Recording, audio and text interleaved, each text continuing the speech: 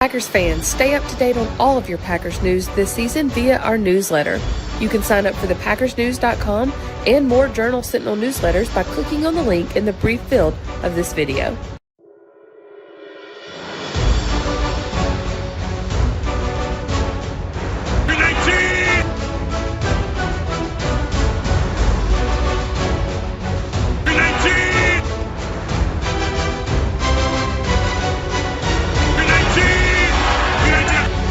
Packers fans, welcome into the Green 19 podcast from JS Online and PackersNews.com. I'm Kassidy Hill, joined as always by Tom Silverstein and Ryan Wood. Guys, for what is now, we know, a red letter day in Green Bay Packers history. Moving on from quarterback Aaron Rodgers, we've known this was coming for a while, but the trade details emerged Monday afternoon. General Manager Brian Gutekunst was already set to meet with local media to preview the upcoming draft, which will be this weekend. And of course, that topic of conversation shifted largely to Aaron Rodgers. There's a lot to get into as far as the compensation, what that means for this weekend, what this means for the franchise overall. But let me just start with y'all's initial thoughts. I know that there's still some details that have to be confirmed, but it seems like at the very least, the Packers will be switching first-round picks with the New York Jets. In exchange for Rodgers, Packers will get the Jets' 13th pick. We'll give them their 15th pick. And then we'll also get the Jets' pick number 42 in the second round. And there's some comp picks and some conditional picks later on as well. But those are the two big ones. So, Spoon, let me just start with you. Your initial thoughts when you saw the trade details for Aaron Rodgers to the New York Jets and what the Packers will be getting back in return. Well, the big one, I think, is kind of what you didn't mention, which is the second round pick that turns into a first round pick in 2024. Yes, thank you. I think that's what makes the trade. I do know that the Packers wanted a first in 2024, but they got a conditional second, which can turn to a first if you place 75%. And just talking to some people around the league, I was asking people what they thought of the trade, and what was brought up most often was what happens if Rodgers doesn't play in 2024. So they're giving the Packers a second round pick, maybe a first round pick, depending on how much he plays, for a 1-year rental. And is it 65% or 75% of the plays? 65. Yeah. What did I say? 75. So I just wanted to clarify. So sorry, go ahead. So it's very possible that it's a 1-year rental, and they give him, they gave up all of that for 1 year of Aaron Rodgers. Now maybe that's worth it to them, but I know a lot of people sort of thought that was too much. I kind of thought, a second and a second was what it was going to be.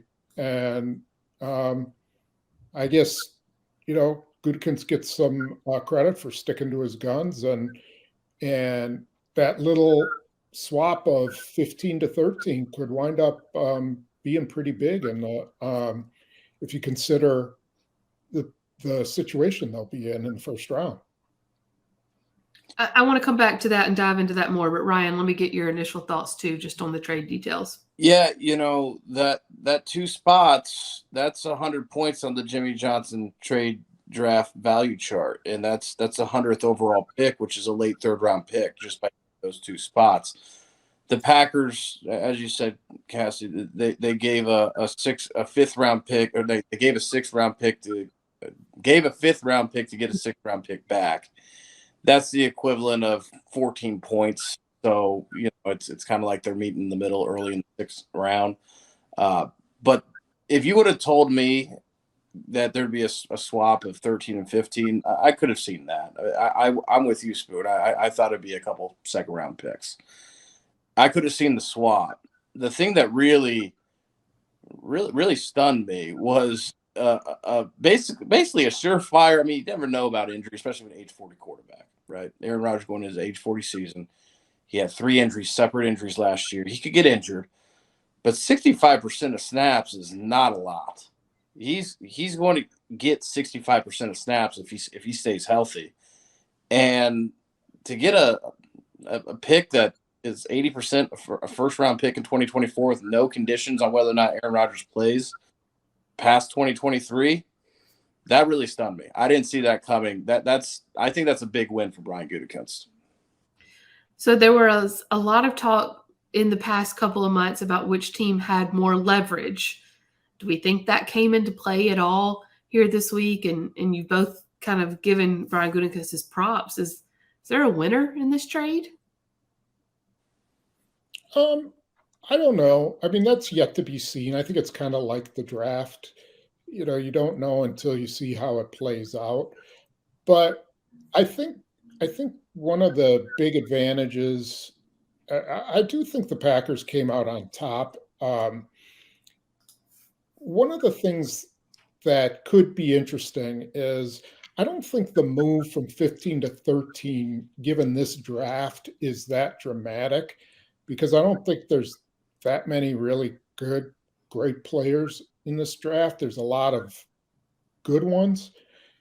But they're sort of in the sweet spot of where teams who want an offensive tackle are going to want to go. And everyone's going to know the Patriots, who pick at 14, want to tackle, and the Jets at 15 want to tackle. And now the Packers are ahead of both of those. And so they might get a lot of action on that 13th pick. And they might be able to parlay that into maybe another second-round pick. And that, to me, is the sweet spot of the draft, is probably the second and third rounds, where there's a lot of depth. So I'll be interested to see what he does there. There's a lot to get into that when it comes to the actual draft part of it, which I want us to talk about. But let's just kind of stay focused on Aaron Rodgers first. He will presumably be going to the New York Jets. There was a lot of talk about why it had to happen this week so that the Packers could get that draft capital for this year. Are there still provisions in place? And I'm just asking y'all both this from your knowledge. Are there still provisions in place that would make this drag out a little bit longer? Would there be anything that could keep the Packers from actually getting these picks for Thursday? Brian Gutekunst said he fully expects this draft, the trade, to be finalized Tuesday. So when you're listening to this, it'll be being pushed through the league office and be finalized. Until it's finalized, Brian has made this very clear today. Until it's finalized, it's not final. So does Aaron Rodgers have to pass a physical or anything for it to be finalized? Oh, I'm sure he does. But there's also, I've been told there's a contractual thing that the Packers are going to have to do. And I don't know exactly what it is. I've been trying to figure it out. But it might wind up being like a sign and trade. Something has to happen with the contract, and I don't really, it's too complicated for me. But I think that all that paperwork is kind of the reason why they didn't submit it today. They've got to kind of get all that done. And there's something with the contract that the Packers are going to do before they trade Rodgers. It would also make sense why Brian Gutekunst was very insistent on it's got to get done Tuesday. Because if there's things that are complicated that need to get done with the paperwork, you don't want to be doing that, pushing that right up to the start of the draft. So that was very clear from the point. He wanted a little bit of a buffer before getting on the clock in the first round. As far as your other question, Kassidy, on who won the trade, if Aaron Rodgers leads the Jets to a Super Bowl championship next year, Jets won the trade.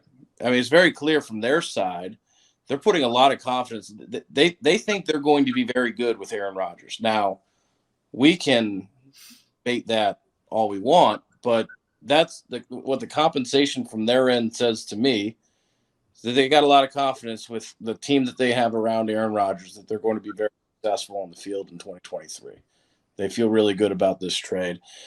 We'll see how that pans out. I posed the question to Twitter on tonight, who won the trade? And 3,000 votes, small sampling, but 3,000 votes, I think it's 95% Packers. Now, obviously I've got a Packers following, but if there's one thing I know about Packers fans on Twitter, if they're not happy, they don't shy about voicing their self-depreciating. There's a lot of happy Packers fans when they saw the comp. Yeah. That said, again, if Aaron Rodgers goes and leads the Jets to a Super Bowl, the Jets won the trade. Yeah, to Spoon's point, this all got to get played out, and it will be played out in 2023 on the field. But I think that the Packers fan base and the Packers themselves are very happy with the haul that they're getting back. I ask this with nothing but the utmost respect for what Aaron Rodgers has done and can do. What are the chances of that actually happening? Well, you think about it, the Chiefs are the cream of the crop in the AFC. I don't think the Jets are going to be better than the Bengals. I don't think they're going to be better than the Bills. Yeah. Going to be in that division that the Jets play in that used to be just a cakewalk for the Patriots. Look at it now. That's the Jets, the Patriots, the Dolphins, the Bills. I could see them being in the club with Jacksonville and the wild card, and those teams, but I don't think it changes the dynamic of the top three teams in the AFC. Mm-hmm. I can agree with you there. Brian Gutekunst made a comment on Monday that I think he just made it as sort of a throwaway comment, but it stood out, at least to me, when he said it. And he was saying, he was sort of asked multiple times in multiple ways, why now? Like, why this offseason? And he said, we believe Aaron still has some good football left in him, but he made the comment that he's getting up there in age. And he parlayed that into talking about it's time for Jordan Love to take the field, but I don't think that was a slip of the tongue that he let that slide in there. That this is a guy who's nearing 40, and unless you're Tom Brady, and even Father Time got Tom Brady too. I mean, Spoon is our elder statesman here. Let me start with you on this. Do you think was that a bigger factor than maybe we realized? The age? Yeah. Well, age is always a factor, but it's age and performance. And, they had to make a judgment on performance. But there's also the other factor, and that's his contract. I mean, if you're going to execute that option for $58 million, you are making a 2 or 3 year commitment. At least if you're the Packers, you are, given the way their salary cap has been stretched out, and it's just been manipulated to where there's so much money out. They just couldn't do it. It wasn't worth the money and going into salary cap hell for a few years.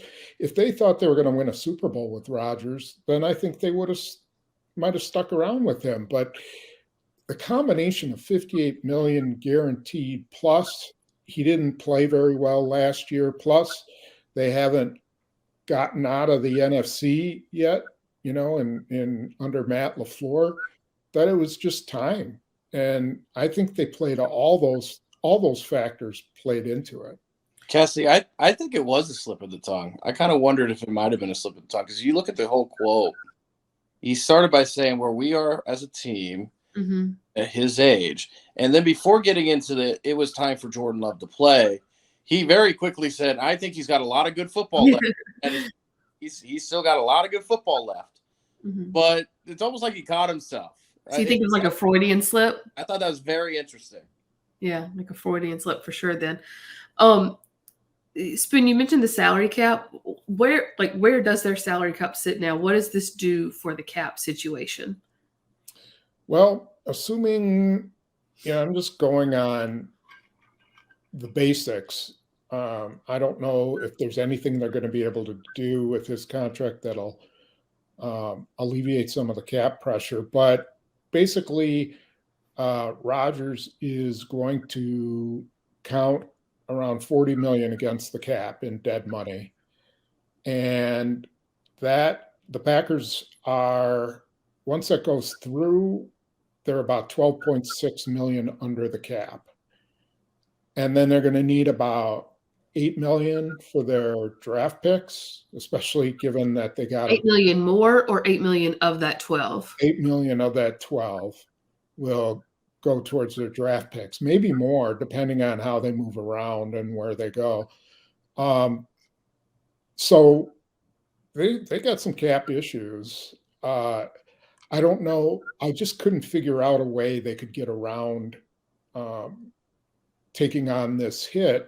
Rodgers has all this prorated signing bonus and option bonus money out there, and that's what this $40 million is. And so the Packers are going to play this season with a whopping $57 million in dead money. Money that's represented by no player on their roster. Mm-hmm. So, but after this year, they are free. I mean, they all of a sudden they have all of that out of their system. They'll have Jordan Love at $20 million on the fifth-year option, and if he plays well enough this year, then they just negotiate a long-term deal, and they're going to have all these draft picks too. So they got a chance to be in really good shape, both cap-wise and talent-wise, if they play it right. With that in mind, Ryan, Brian Gutekunst skirted away from the word rebuild on Monday and said, the goals remain the same no matter what. But to Spoon's point, they're probably going to feel like they can breathe again for the first time when it comes to the salary cap next year. They'll have a relatively young quarterback, getting up there in age, but experience still young. A young wide receiver core, probably a young defense with the way it's been going. Is this just a rebuilding year? Is that what you just are? I know the game has to be played on the field, but can you just go ahead and kind of chalk this one up and call it a rebuild? Yeah, no question. In the way that 2008 was a rebuilding year. The Packers, even with Aaron Rodgers, a 4-time MVP, a Super Bowl champion, a first ballot Hall of Famer. In 2008, they weren't ready to go take on the NFC. And they're not going to be ready to go take on the NFC in 2023. They are, to Spoon's point, I think it's huge that they're off the books with Aaron Rodgers' hideous contract after 2023. That is, for all the cap hell that they're in right now, this is the pivot point where they can finally start to remedy that. That shouldn't be understated at all. But the young core, building a young core that they can grow with the way that they did in 2008, the way that they were able to build around Aaron Rodgers and win a Super Bowl seasons later, 3 seasons into his career as a starter. That's what this is about. It's about being foundational. It's about building a base you can grow from. And at the end of the day, it's going to come down to whether or not Jordan Love can learn from the mistakes that every first-time starter goes or not. And that's going to, over the 2 to 3 year window, that's going to ultimately decide whether or not this is a successful transition or not. Let's talk about the Jordan Love of it all for a second here. We have heard at this point, it seems almost ad nauseum, about how much they believe in Jordan Love and how excited they are and how it's time for him to play. I think the time for him to play may be the most telling part of it, because we don't know what he's going to do until he actually gets out there under the lights in a full game that's not at Kansas City for his first start and does it. I guess essentially I'm asking, do you believe them when they say that? And to play a little bit of devil's advocate here, they've got 13 now. They've got 42. This is a top-heavy quarterback class. I mean, could you see them possibly trading? And let me just add, I don't think this is going to happen. I'm just throwing it out there for fun. I mean, that's something you can package up and move into the top 10 with, right? Not for this class. I wouldn't move up. For this quarterback class, you wouldn't? No. I mean, other than the kid from Alabama, all of those guys are risks. I think they're. You got to risk it to get the biscuit, Spoon. Big risk, big reward. I think they're up there because people need quarterbacks, and that's the only reason. And if I would be all over Gutekunst if he tried to take one of those quarterbacks. I think the whole reason they took Jordan Love, that at the time they took Jordan Love, was because they were reading what the quarterback market would be like, when they would have another shot to get a quarterback, and when they'd have a shot to get a quarterback of that size and mobility. And I don't think, I think they could take a quarterback in the 4th round or something like that. But to me, that would be foolish to try to even consider moving up for that when, they're really, I object to the term rebuild, because when I think of rebuild, I think of a coach, an organization where the coach just got fired and they're starting over and they have a new GM. It's not like the Packers haven't been rebuilding. I think they have been building up their roster, and I think they have a pretty talented roster to support Love. I'm not saying they're going to the Super Bowl, but I don't think it's a rebuild. I think it's more of a start over with a new quarterback. I think a rebuild is when, you just got all young players and you're just hoping, to hold on. And look at their offensive line is got some starters that are coming back. They got 2 backs that are coming back. Mm-hmm. Their receivers are young, but their defense is veteran. I don't think that it's like, the term rebuild to me means you are really starting over. And so I don't know. I think that they can build around Love, and the key to this whole thing is LaFleur. He's going to have to figure out how to make this offense run and not put all the pressure on Love. He's got to figure out how to use the other tools around him. So we'll see how that goes. I use rebuild more. Oh, sorry, go ahead. Love. When I was down at the owners' meeting, I got a clear sense of 2 things. There's very legitimate excitement for finding out what Love can do, and very legitimate uncertainty about what that is. They are very much looking forward to finding out, and they have no idea whether they play. That's what 2023 is going to be about. Finding out whether or not Jordan Love can actually play. So it's kind of a weird dynamic, because there is genuine excitement. They are excited that this guy's been waiting 3 years, and the memories around here are pretty long with this franchise. It worked pretty well the last time. That was also the equivalent of catching lightning in a bottle the second time. They know that, but it worked pretty well last time. He's waited 3 years. To Spoon's point, there's a lot of athleticism there. We did see last year the arm is there.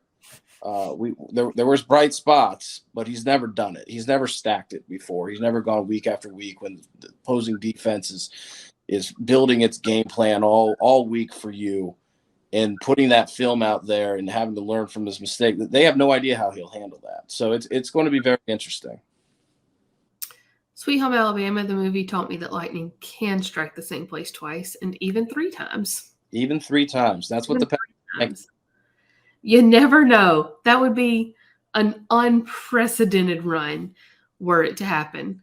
I guess I use the term rebuild more, and because to me the alternative to a rebuild is a reload, and I don't feel like they're in that position either.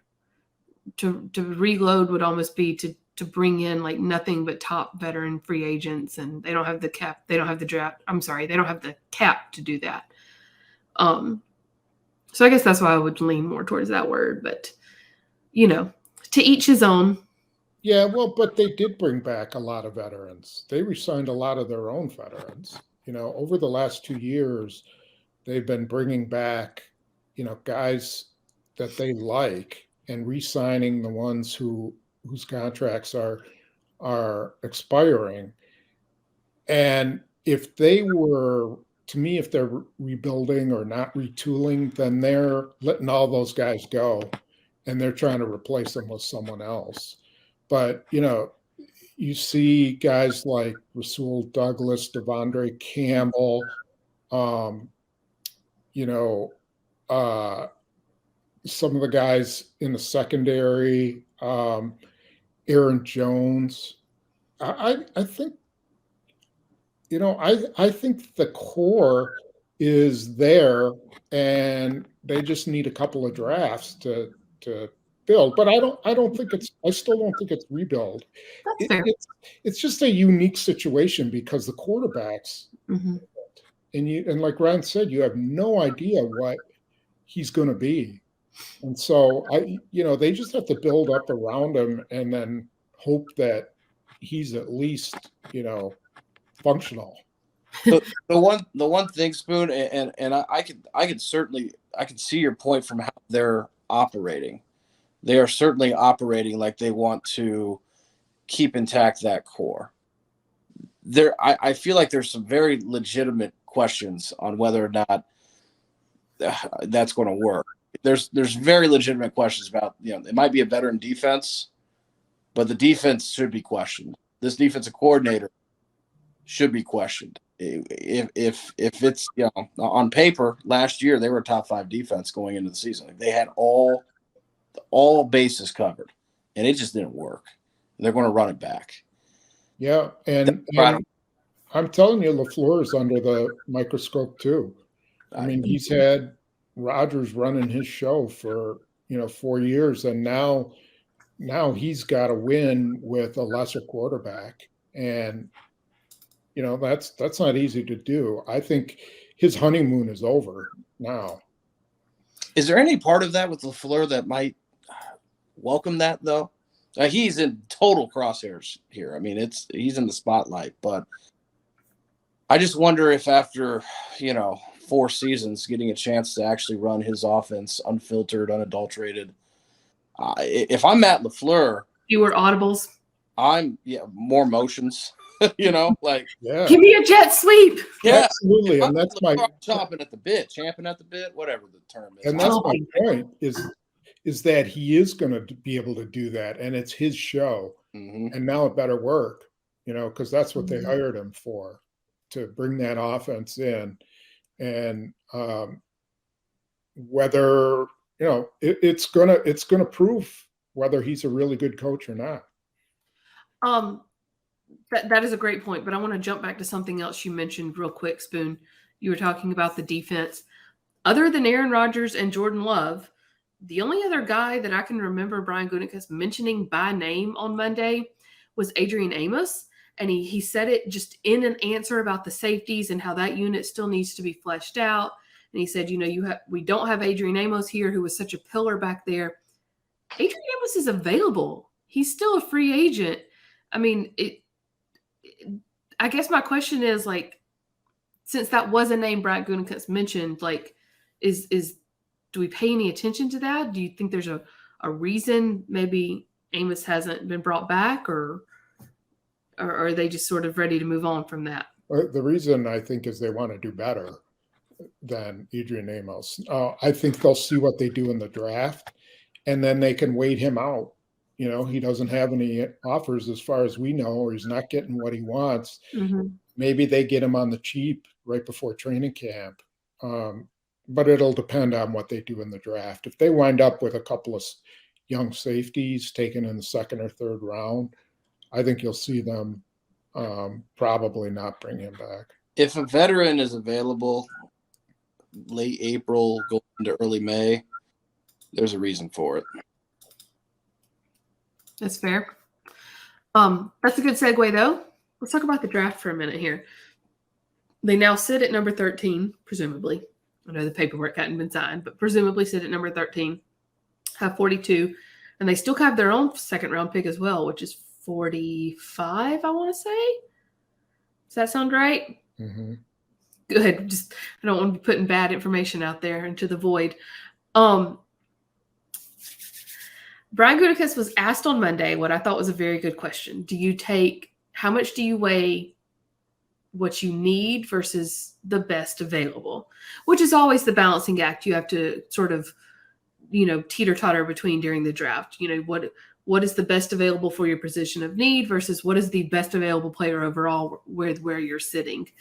You're sitting at 13 and Brian Branch is available. I mean, that's a dynamic safety. I mean, that's also a position of need. Are you not taking someone like that at 13? Mm-mm. You don't think so, He Spencer? doesn't run well enough to be taken But out. he's such a good tackler, and that has been a Off huge. your Alabama bias. At Diana, He's not a top 50. He's a great tackler, and that has been a massive problem for them on Good. defense. Well, okay. We'll draft him at the top of the second round then. He ain't gonna be there. He's not a height weight guy that you pick in the top 15. He's not even close. They can get a safety, and it's been pretty much shown that they've brought in like 7 safeties, all middle round type guys in for visits. They're going to take a safety in the second or third round. I don't think they're going to take a safety in the first, unless he's, unless it's a guy who's, a Minka Fitzpatrick or something like that. They're not doing it. I think that would be really dumb. I think that the big question of this draft for me, because drafting for need versus drafting best player available is every year. Mm-hmm. I think it's how does he value certain positions when it comes to best player available? Because in a vacuum, the biggest need they have on this roster is tight end. Right. They need bodies, not just in Spoon's term to do better. There's a lot of positions that they can do better, and they need to do better. They need bodies at tight end. Josiah DeGuara is your Jordan Love's best tight end right now. They need bodies, but tight ends don't win games.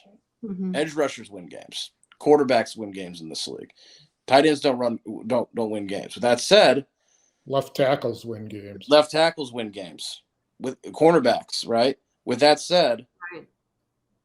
If let's say Dalton Kincaid, if and this is a huge if, it's all projection right now. We have no idea. But if the comparables are true, if he is a George Kittle, just play out the hypothetical. Tell me anything on this roster that would help them more than adding a George Kittle. That's automatic upgrade, not just for this offense, but the entire team. Safety net for your new quarterback, a guy that can block. That's an instant day major upgrade. But it's a tight end. Mm-hmm. They don't win games. I think that how Brian Gutekunst navigates that to me is going to be very fascinating. You also have to remember George Kittle did not start out as George Kittle. He sort of became that. I think he was like a mid-round guy, like a fifth rounder or something. He's a 5th round pick. I mean, you talk about a top 15 tight end. You're talking about like Kyle Pitts. Who was taken at what, in the top 5, I think, top 10. Someone who can come in, and I don't know Kyle Pitts necessarily hasn't because it's the Falcons, but someone who can come in on day one. And so you're saying he could come in and be what George Kittle is now.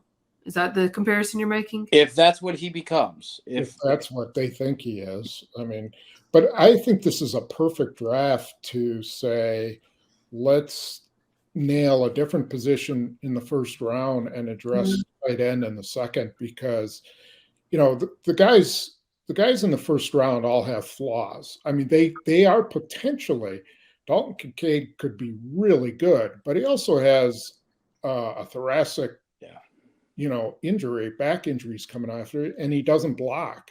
He's never blocked. I mean, he is the prototypical wide receiving tight end. So, and Michael Mayer, he's very solid. Could be a really 10-year tight end, but is he dynamic? I don't know. I just think if you had a chance at 13 and all of a sudden, Paris Johnson's sitting there and you could take a guy who could play left tackle for the next 10 years, and then you could go get a tight end with one of those second-round picks or 2 tight ends with those second-round picks, man, I mean, that to me is a huge win.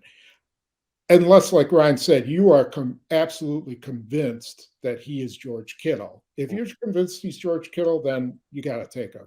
It's all on the internal evaluation. It's all on what they think of the guy. And that's what it comes down to. An interesting point. I was talking with our colleague Pete Doherty about this.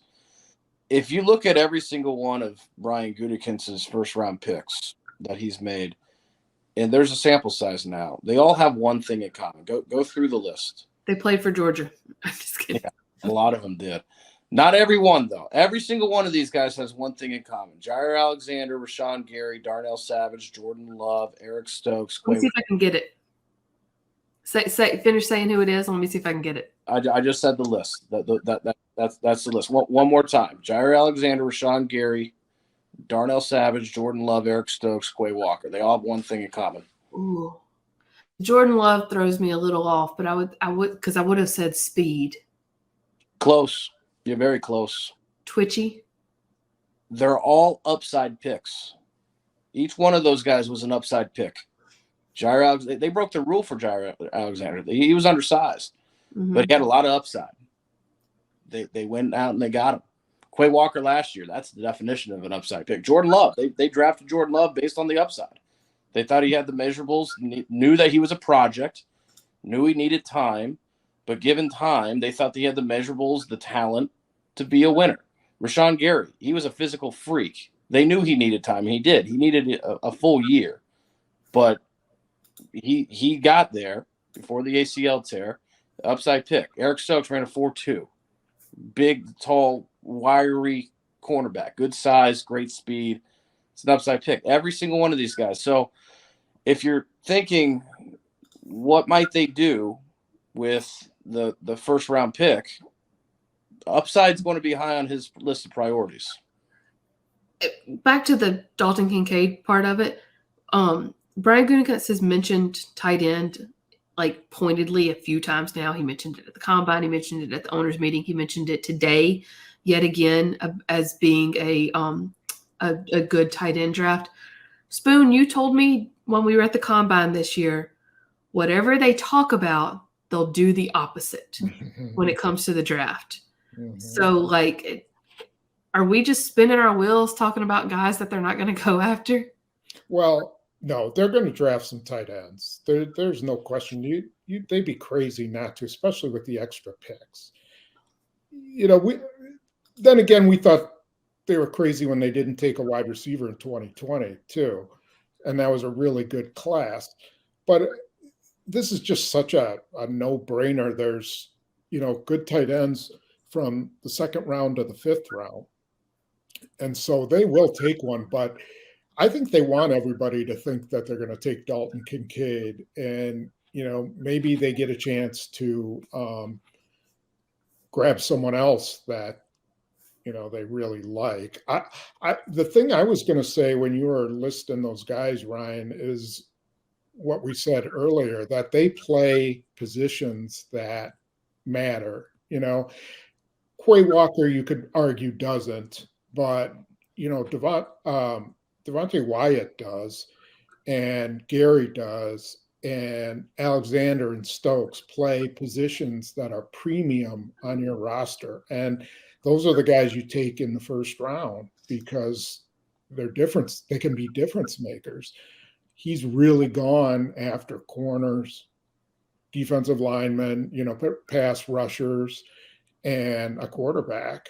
So you notice he hasn't taken a wide receiver. He hasn't taken a tight end in the early rounds. He's going to go by what are the positions that you want to build around first. And you know what, Spoon, to your point about Quay Walker, yeah, linebacker's not corner, quarterback, left tackle, or edge rusher. It's not. But when they drafted Quay Walker, they did it with the intent of massively overhauling their defense. It was a massive, significant change because all of a sudden they're going from keeping 3 safeties on the field, dropping 1 in the box, to keeping 2 linebackers on the field, even in nickel. So inside linebacker might not in a vacuum be a premier position, but it was a pick that fundamentally changed their defense. So you could put him right there if you wanted to. Yeah, and plus he's such a freak athlete that I think they probably even thought, well, maybe he could be an edge rusher as well. Yeah, I'm sure they were thinking like that. And if you look at it, their picks of late they've gone for a lot of speed. They really like the height, weight, speed guys more than Ted Thompson did.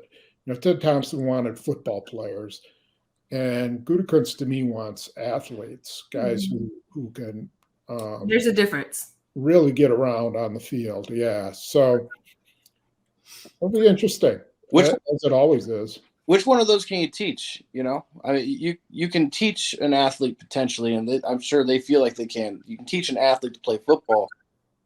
You can't teach a football player to be faster. You can't teach a football player to be bigger. You can't teach speed. You can't teach size. No. But, you think about some of the guys that Thompson nailed who weren't height, weight, speed, like Devontae Adams and Jordy Nelson and Greg Jennings, and Jermichael Finley was kind of a freak, but Ryan Grant, these are guys who, he didn't draft Ryan Grant, but, those are the type of guys who were football players, but it was different. And I think the game is different now too. What does Rich Bisaccia say? Got a little dirt on the back of their neck? Yeah. These guys are like, line them up, on the track and see how fast they run. Yeah. So that being said, let's kind of look at where they do sit now and kind of get your predictions on where you think they could go. In addition to tight end, Brian Gutekunst has also mentioned the edge rushers several times and how he likes this class and what they could do there. At the risk of Spoon making fun of me for bringing up an Alabama guy again, could you also trade up and go after someone like Will Anderson? Because you need some depth there. Well, yeah. I mean, I think they should try if they could. You have to get. Do you think you have to get into the top 5 to get him? Yeah, you're going to have to. Oh, yeah. And I mean, he's probably gone at number 3, maybe. You think? And, well, let's think. Your top 2 teams, 1 and 2, both need a quarterback. Who's at 3?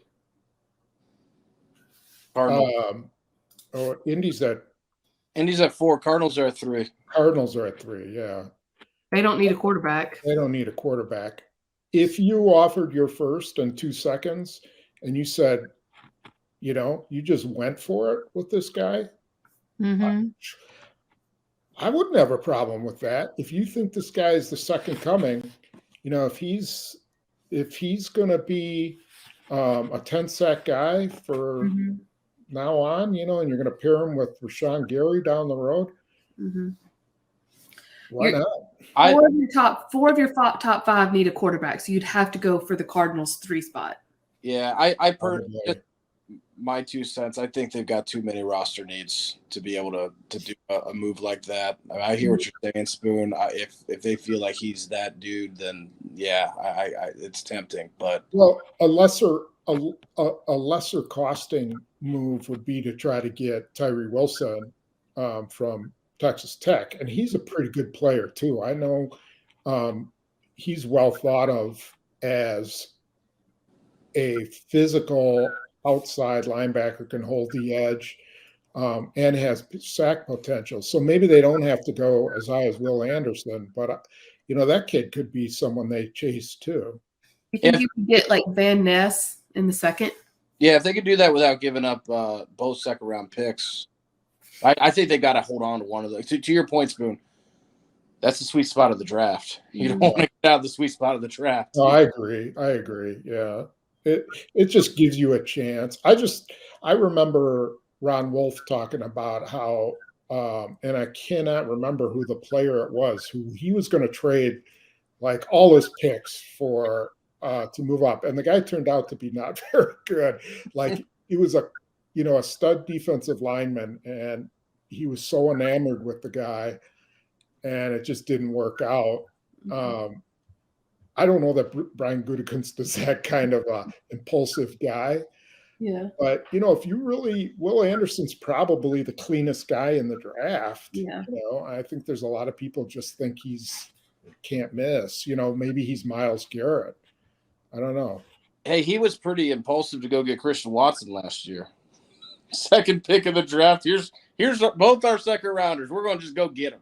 Yeah, that's true. Yeah. You never know. I mean, Spooner, I know you and I sit here and watch this guy at the combine. You could probably sit there in the second round and get that kid out of Iowa. Van Ness. Maybe he might be gone by the Think he'd be second gone?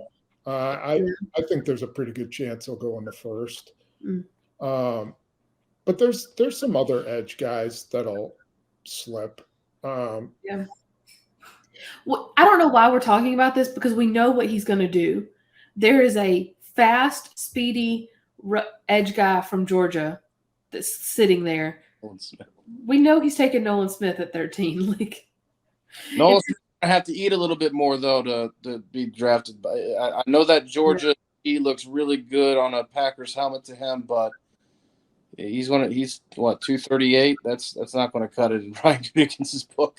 Yeah, but he's broad. Yeah. But to your point, he could hold the weight because of that. I was looking at a kid, now I can't remember who it was, but he was a transfer from Georgia. And I'm like, oh, just watch. He's going to take that guy. Yeah. Georgia for a little while before he transferred out. How petty would it be to take a wide receiver in the first round? See, I would be. I mean, yeah. Petty? Adams was a second-round pick. He was Devontae Adams. Jordy Nelson's a second-round pick. He was Jordy Nelson. I think the whole first-round bullcrap is just so overblown by people that don't understand this team, don't pay attention, and don't really understand that receivers usually are pretty darn good in the second round. Yeah. It'd be funny, though. Oh, the national media would have a field day with it. Absolutely. Yeah, it would be pretty hilarious. But I don't know if, the only kid we're taking is the guy from Ohio State. I was about to say, you move up 2 spots, you might could get the Ohio State kid. He's a slot guy. They need a slot guy. He has 3 names, and I can't remember any of them. Big, so I don't think they're going to break ranks on that one. They don't pick wide receivers in the first. I hesitate to say this because he basically ran the same 40 as Devontae Adams, but not everyone's Devontae Adams. Guy runs 4.54. I don't know if that fits the Brian Gutekunst mold.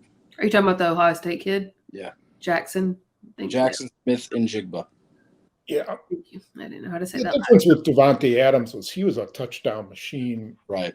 And, Derek Carr would just throw the ball up to him in the corner of the end zone and he'd go and get it. And they just loved that. So I think there's a little different situation. But who knows? Who knows? Ohio State receivers have good track records. That's for sure. Plus, Devontae Adams didn't enter the draft with a very significant injury that held him to 2 games the previous year. Right. Mm-hmm. That as well. Yep. Last thing on the draft before we get ready to say goodnight. Brian Gutekunst also mentioned on Monday what I'm referring to as like the curse of the 3rd and 4th round. And he said, quote, "We're hoping for better luck there this year." What is their issue there, in your opinion? Is it what's available? He said something about it could be opportunity. But I mean, what do you kind of pin it to? I think general managers have sweet spots. I think I've used that term like 3 times today already in this podcast. I don't know why it's on my mind, but the 3rd round, Ron Wolf owned the 3rd round. Every single guy he picked in the 3rd round was a stud. And his first round pick stunk. His first round picks just weren't very good, but he built a Super Bowl team with 3rd round picks. Gutekunst just can't hit on his 3rd round picks. It's just a bad round for him. And maybe they overestimate, guys who are more like 4th round picks and they're judging them as 3rd round picks. I don't know. On the other hand, their 4th round picks, 4th and 5th, they've gotten some good linemen out of that, some decent players out of there. But for some reason, the 3rd, you ought to just trade his 3rd round pick, really. I'd like to think that the reason why Spoon keeps using the term sweet spot is because he's noticed Pete Alonso. I'm just throwing that out there. I'm just guessing. But to your point, Spoon, 4th round pick last year was Zach Tom. The 3rd round pick is going to be suspended 6 games for PEDs. Did they get Romeo in the 4th round too? 5th. Yeah. Okay. Romeo Dobbs was a 4th round pick. Was he 4th? He was. I'll check Wikipedia real quick. Nope, you're right. Yep. 2nd and 4th, Christian Watson and Romeo Dobbs. There you go. There are so few 4th round. There are so few moments when I'm right over Spoon. I'm just going to sit here and relish in this for a second. Probably more often than you think, but I just act like I'm right. That's really the key. If you act like you know what you're talking about, people will believe you even if you're wrong. Right. Confidence goes a long way, Spoon. Confidence goes a long way. That's how I get through life. That's what you have to have now, Spoon. Now that you don't have your blue check mark, you just have to have nothing but confidence. How you feel about that, Spoon?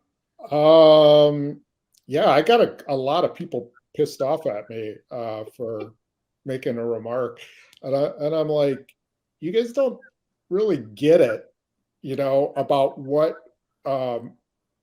verification is. Right. It's not that I want the blue check mark; it's that I want people to know I'm verified. I don't care about a blue check mark if it's all that it means is that you paid $8. Right. Well, how about this scenario in the media auditorium at Lambeau Field today, 13 minutes before Brian Gutekunst trots out to the podium? Our friend Ryan Wing at Fox 11 says Packers just traded Aaron Rodgers, according to Adam Schefter, and we're all like, and then there was that moment of, wait, is this the right Adam Schefter account?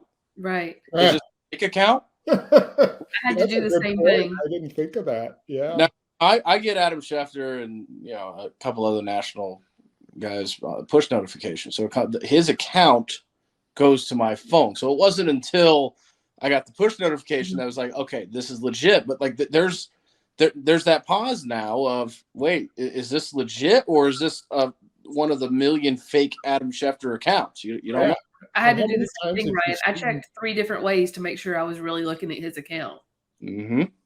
How many times have you gone, oh my God, and then something just kind of clicks before you retweet it? You're like, wait a minute. Mm-hmm. Enough times that I now get push notifications.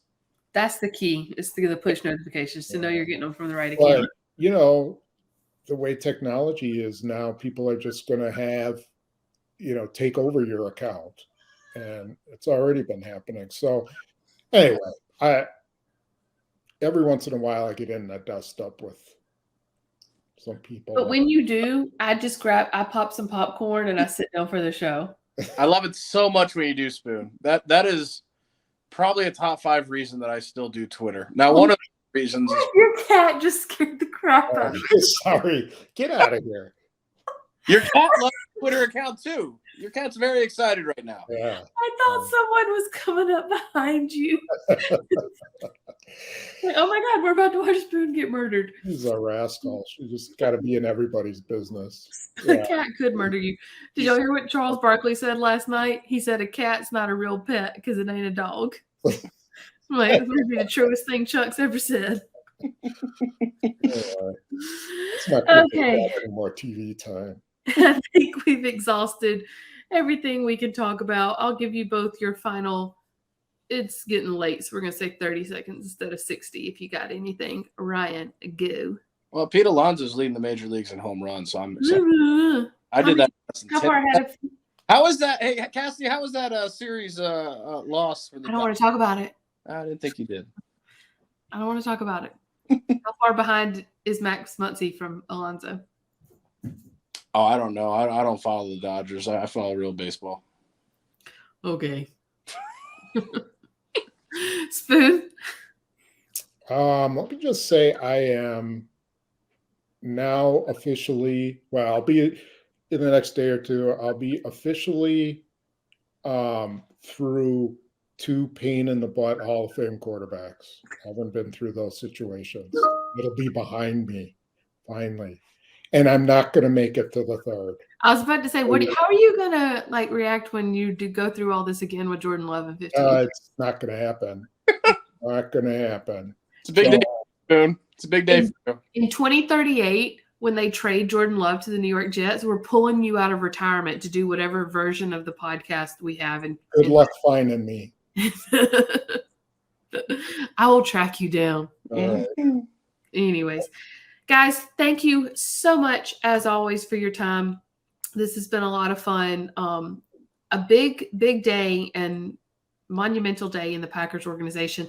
And now things are going to get interesting and possibly even a little exciting. It could be fun to kind of cover a transition. And then, as we said, the NFL draft kicks off Thursday at 7 p.m. We have so much draft coverage coming your way, so please don't miss it. Stay tuned to PackersNews.com for information concerning a virtual draft party that will be taking place Wednesday evening. You're going to want to be a part of that. We'll be answering a lot of these questions. We'll be covering a lot of these topics, answering your questions as well. And then we will have wall-to-wall coverage for you beginning 6 p.m. Thursday night and going until late Saturday when all the final undrafted free agents are signed. So stay tuned to PackersNews.com for full coverage. Go ahead and sign up for a subscription if you haven't yet, because there's going to be a lot of good content behind the wall as well. Guys, thanks so much. As always, we'll see you next time. This has been the Green 19 podcast from JS Online and PackersNews.com.